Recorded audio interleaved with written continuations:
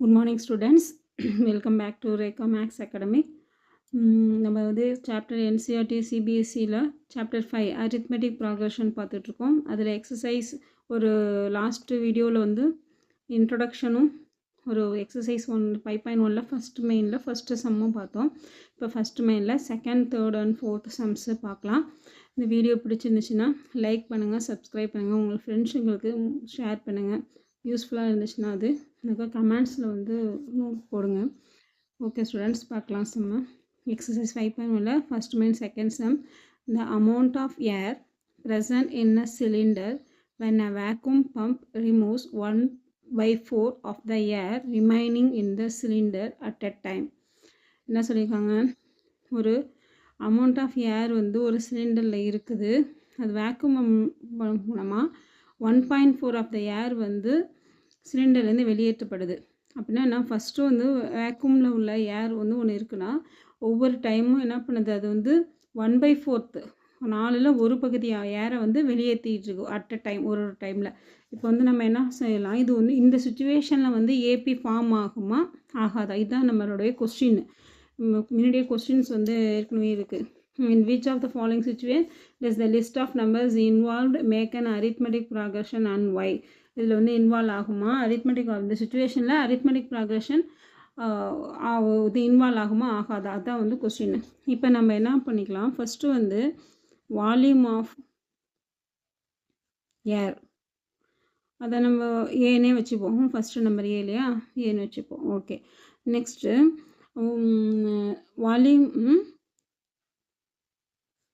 Volume after first removal. அதாவது ஒவ்வொரு removal அப்பையும் 1/4 ஆஃப் ஏர் வந்து வெளியேற்றப்படுது அப்படின்னு சொல்லியிருக்காங்க. அப்போ வந்து ஃபஸ்ட்டு வால்யூம் வந்து ஏர்னு வச்சுட்டோம். அப்போ ரெண்டாவது வால்யூமில் என்ன பண்ணுறாங்க, ஃபஸ்ட்டு ரிமூவல் 1/4 ஏர் வெளியேற்றப்படுது. அப்போ ஏ மைனஸ் 1/4 ஏ. ஓகேவா, இப்போ ஏலேருந்து 1/4 ஏரை லெஸ் பண்ண போகிறோம். அப்போ இது எல்சிஎம் எடுங்க. 4a minus 1 a by 4 which is equal to 3a by 4. அப்போ 3a by 4 a by 4 ஏர் இருக்குது. ஓகே, நெக்ஸ்ட்டு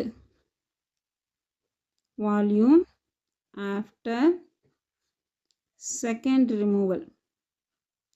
செகண்ட் ரிமூவல் அப்போ இப்போ என்னன்னா வால்யூம் ஆஃப் ஏர் வந்து இப்போ நம்ம என்ன பண்ணணும், இந்த 3a by 4a தான் நம்ம வந்து ஏயாக கன்சிடர் பண்ணிக்கணும். ஏவாக கன்சிடர். ஏன்னா நீங்கள் சிலிண்டர்லேருந்து ஏரை 1/4 வெளியேற்றிட்டிங்கன்னா இப்போ பேலன்ஸ் இருக்கிற ஏர் தான் நம்மளுடைய இந்த ஃபஸ்ட் டைம் போடும்போது அதுதான் அந்த ஏராக இருக்கும். இப்போ நான் first time volume of air வந்து ஏ இருந்துச்சு, அதுலேருந்து 1/4 ரிமூவ் பண்ணிட்டீங்க. இப்போ 3/4. அப்போ வால்யூம் ஆஃப் ஏர் என்ன, இப்போ இங்கே 3a/4 தான் வால்யூம் ஆஃப் ஏர். அப்போ இதை தான் நம்ம ஏ கன்சிடர். அப்போ என்ன பண்ணணும், இப்போ வந்து ஏ என்ன 3a/4 மைனஸ் 1/4 ஆஃப் ஏ. ஏ இங்கே என்ன 3a/4.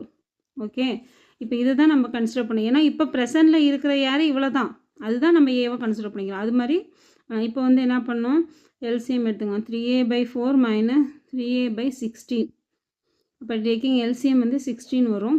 4 3s are 12a minus 3a. புரியுதுல, எல்சிஎம்மு 16 வரும். இங்கே 16 வரணும்னா எதால் மல்டிப்ளிகேஷன் பண்ணோம், 4ஆல் மல்டிப்ளை பண்ணணும். 4 4s are 16. அப்போ மேலேயும் 4ஆல் பண்ணியிருக்கோம். 12a 4 3s are 12. 12a minus 3a. 12 3 போயிடுச்சுன்னா 9a/16. ஓகே, இது செகண்ட் ரிமூவலுக்கு அப்புறம் உள்ள ஏர். அடுத்தது என்ன, volume of air after third removal it is equal to, இப்போ வால்யூம் ஆஃப் ஏர் என்ன, இப்போ வந்து கன்சிடர் இதைத்தான் நம்ம வந்து இப்போ வந்து வால்யூம் ஆஃப் ஏர்னு சொல்கிறோம், அதான் ஏ. அப்போ என்ன எழுதணும், 9a/16 minus 1/4 of 9a/16. Okay, புரிஞ்சிருக்குன்னு நினைக்கிறேன் உங்களுக்கு. இப்போ வந்து எல்சிஎம் வந்து இது 16 4s are 64 வரும். அதனால் 64 எல்சிஎம்மு 4ஆல் மல்டிப்ளை பண்ணால் 64 வரும். இங்கே 9a 4 3s are 9 9 4s are 36a minus 9a which is equal to 27a. இப்போ 27a/64. ஓகே, இப்போ வந்து ஃபஸ்ட்டு வந்து a, அடுத்தது 3a/4, அடுத்தது 9a/16, 27a/64. இப்போ இந்த மாதிரி நமக்கு ஆன்சர் கிடைச்சிக்கு ஒரு 4 ஆன்சர்ஸ் வேணும். இப்போ வந்து ஏபி ஃபார்ம் ஆகுமா என்ன அப்படிங்கிறத நம்ம செக் பண்ணிடலாம். ஓகே, இப்போ வந்து இந்த ஏபியோட வேல்யூஸ் நவ் ஃபஸ்ட்டு a, அடுத்தது 3a/16, next 3a/4, okay, 3a/4, 9a/16, 27/64, 27a. இதுதான் நமக்கு கிடைச்ச ஆன்சர்ஸ். இதை எப்படி செக் பண்ணலாம்? ஃபஸ்ட்டு டி கண்டுபிடிக்கணும். D equal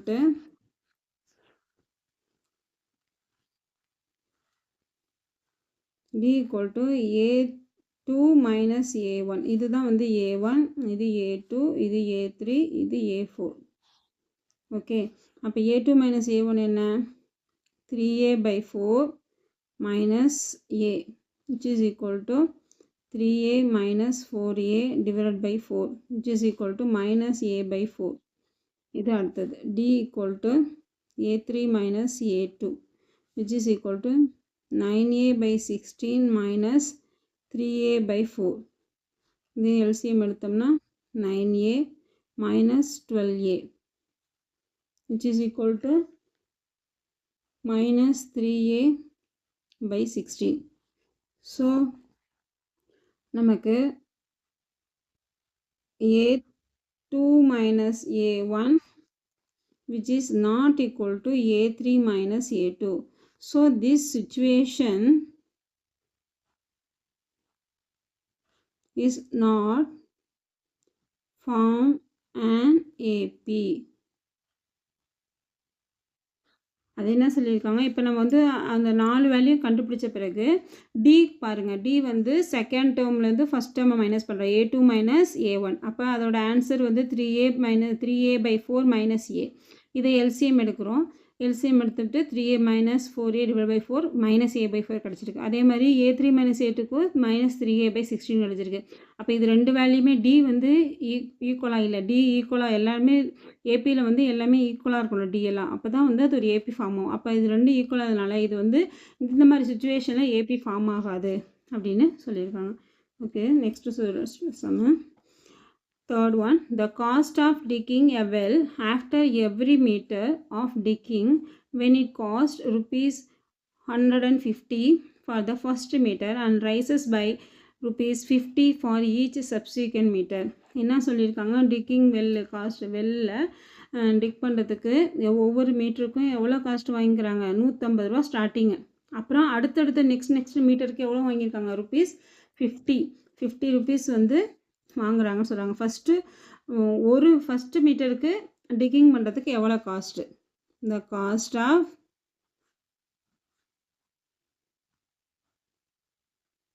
ticking a well,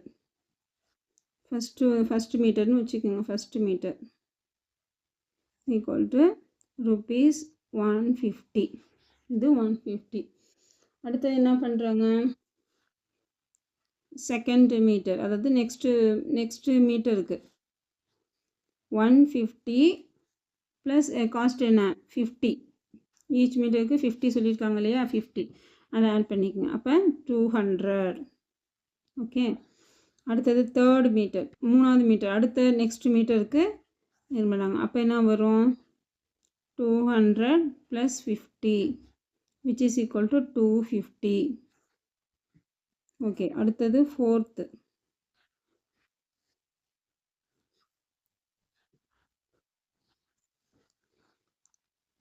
metre which is equal to 250 + 50 which is equal to 300. So என்ன இருக்குது? So AB எழுதிக்கிங்க. ஃபஸ்ட்டு வந்து 150, அடுத்து 200, 250, 300. ஓகே, 150, 200, 250, 300 இது எழுதியிருக்கோம்.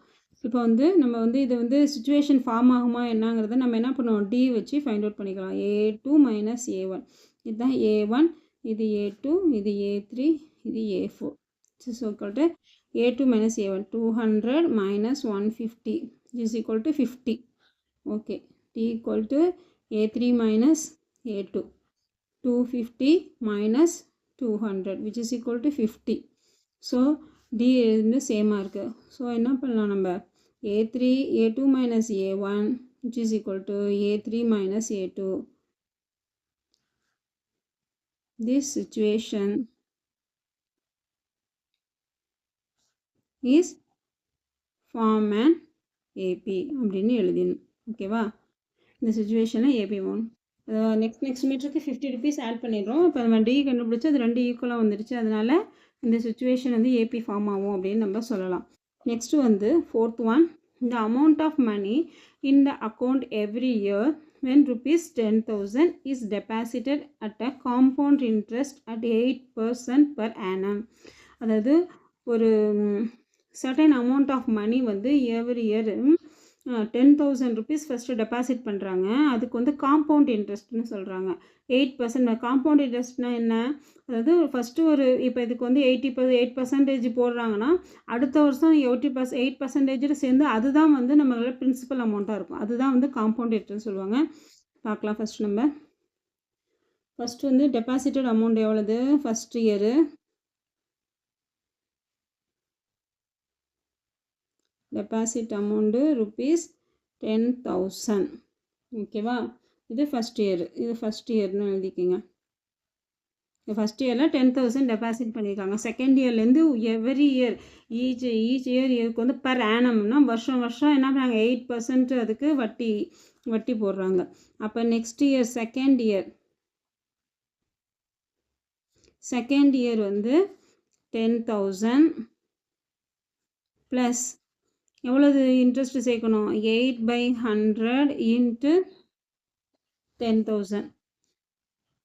பிரின்சிபல் அமௌண்ட் இதுதானே, அதுலேருந்து 8% வந்து சேர்க்கணும். அப்போ என்ன வரும், இது கேன்சல் ஆகி 10,000 plus 800 which is equal to 10,800.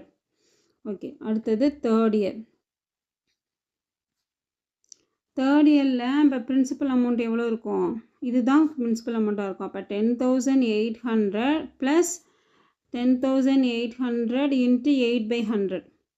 ஓகேவா, அதாவது 8% அடுத்த வருஷம் இன்க்ரீஸ் பண்ணுறாங்க. அப்போ இது ரெண்டையும் கேன்சல் பண்ணுங்கள். ஆன்சர் வந்து 10,800 ப்ளஸ்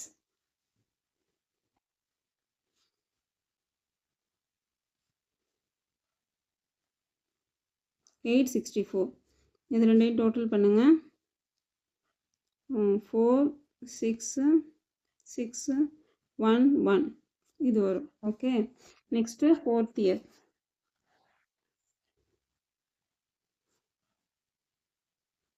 ஃபோர்த் இயர் வந்து 11,11,664 அதுதான் வந்து பிரின்சிபல் அமௌண்ட்டாக இருந்துச்சு. Okay, plus 11,11,64 into 8/100.